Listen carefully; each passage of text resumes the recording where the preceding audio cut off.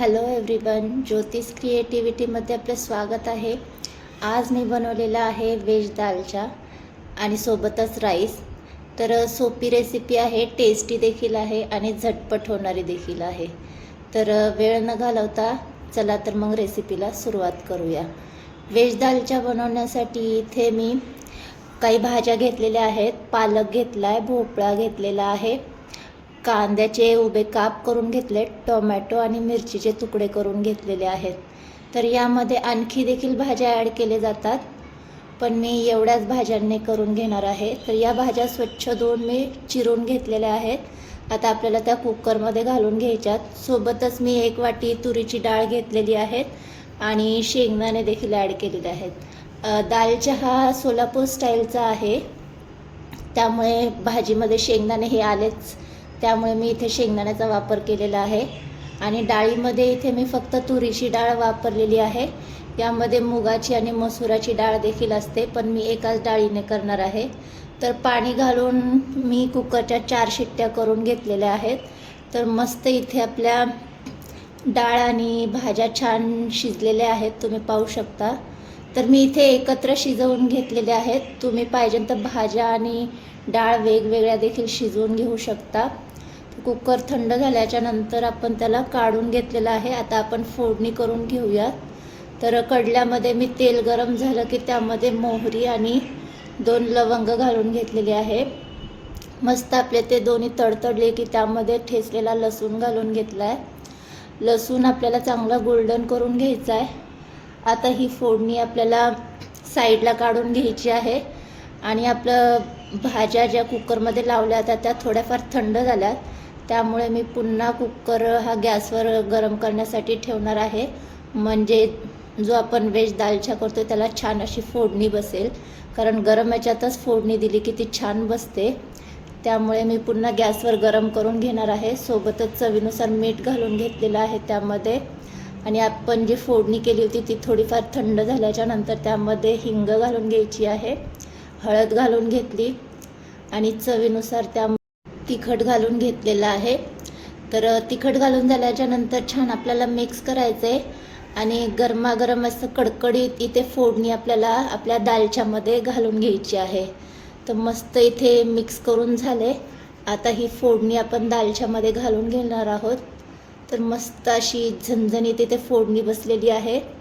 तर आता इथे मी थोडीफार चिंच देखील भिजत घातलेली होती पाण्यामध्ये, तर ती आपल्याला छान कुस्करून घ्यायची आहे, म्हणजे जेणेकरून त्याचा जो काही गर असेल तो छान निघेल। तर थोडाफार हाताने असं मी चोळून घेणार आहे। तर हा गर आपल्याला या दालच्यामध्ये घालून घ्यायचा आहे। तर मी गाळणीने तो पूर्ण गाळून घेणार आहे आणि आपल्याला हे पाणी यामध्ये घालून घ्यायचं आहे। थोडंसं आंबटसर असा हा दालचा इथे तयार होणार आहे। मस्त असा इथे आपला दालचा तयार झाला आहे। छान मिक्स करून घ्यायचा आहे। एक उकळी आली की आपण हा दालचा साईडला काढून घेऊयात। आता आपण दालच्या साईडला काढून ठेवलेला आहे। आता दुसऱ्या कुकरमध्ये आपण राईस करून घेणार आहोत। तर कुकरमध्ये तेल घालून घेतले आणि तेल गरम झालं की त्यामध्ये खडे मसाले म्हणजे लवंग आणि काळी मिरी घालून घेतलेली आहे, मोहरी घालून घ्यायची। हे सगळं छान तडतडलं की त्यामध्ये इथे मी जिरं देखील घालून घेतलेलं आहे। नॉर्मली याच्यासोबत बगार राईस करतात, पण मी थोडासा वेगळा असा राईस करणार आहे। इथे तुम्ही जिरा राईस केला तरी चालेल, खूपच टेस्टी लागतो।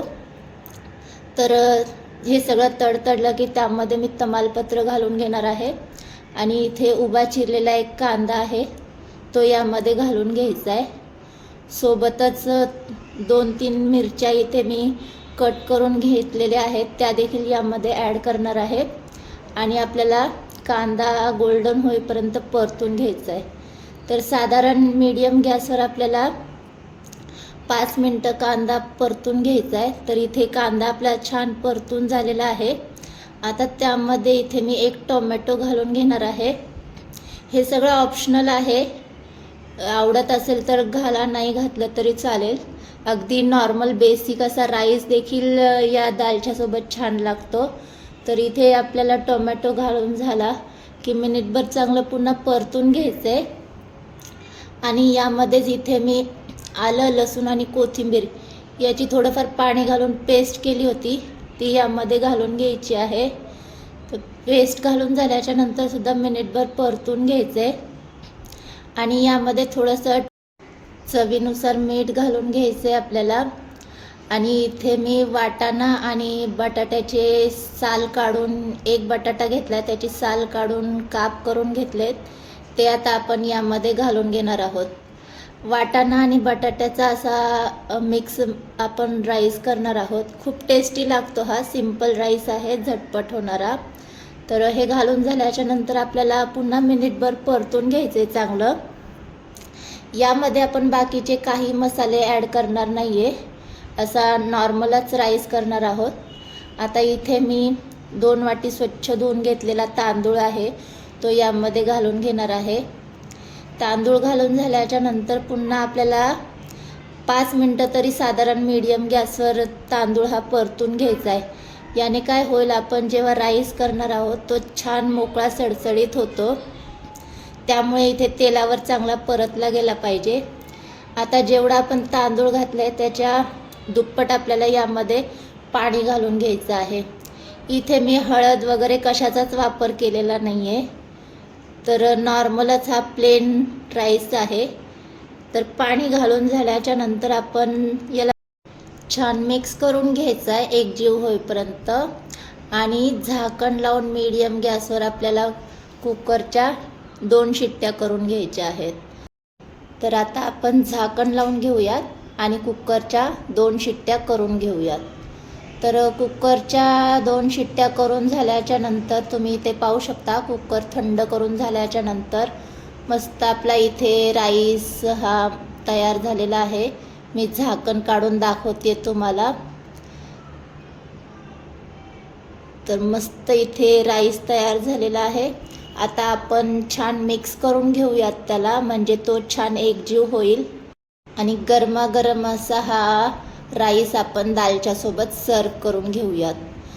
सोलापुरी स्टाईल व्हेज दालच्या राईसची रेसिपी तुम्हाला कशी वाटली? व्हिडिओ जर आवडला असेल तर व्हिडिओला लाईक आणि चॅनलला सबस्क्राईब करायला विसरू नका. आणि अशा छान छान रेसिपीसाठी ज्योतिष क्रिएटिव्हिटी चॅनल पाहत राहा. भेटूया नेक्स्ट एपिसोडमध्ये आणखी एका नवीन रेसिपीसोबत. तोपर्यंत मस्त खा आणि स्वस्त रहा. ज्योतिष क्रिएटिव्हिटी चॅनल पाहत रहा. बाय.